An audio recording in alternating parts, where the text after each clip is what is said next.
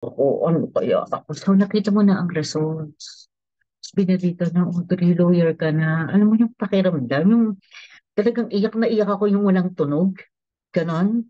Kasi everything, ito mo ha, kapag ngayon naiisip ko, alam ko pa yung pakiramdam eh. Matindi yung pinagdaanan ko eh.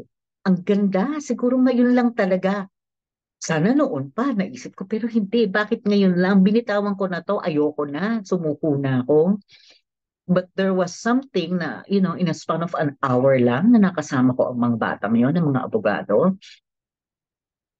life-changing, di ba? You will really wouldn't know when it will strike you na ikaw ay magigising.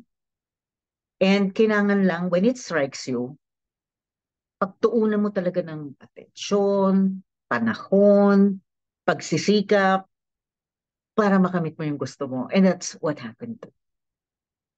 And that's what I want to share to each and every one of you kasi even at now, I'm 55, I've been practicing for almost 2 years. Alam niyo ba to be honest, Tita Rose, again, nung lumabas ang bar exam, delayed yung bayad sa akin ng employer na consultant ako doon. So, may receivable naman ako.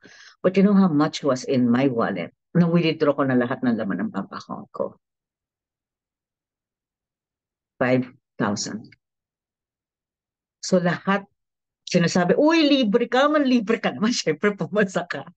Hello, kakain pa ako the whole week. Kakain pa ako isang buwan. Kailan ako babayaran ng employer ko? Ito na lang laman ng wallet ko. Sabi hindi ako makapag-treat. Ang saya naman yung kaibigan ko na hindi pumasa. Ay mayaman talaga siya.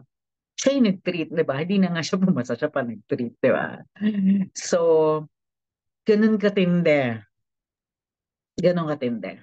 Um, Kasi 'di ba iba yung 5,000 ang laman ng wallet mo pero kagagraduate mo lang, allowance mo lang 'yon or nag-work ka na bago lang. Pero yung pinagdaanan ko na lahat nilabas ko na nasira pa kasi yung sasakyan ko noon.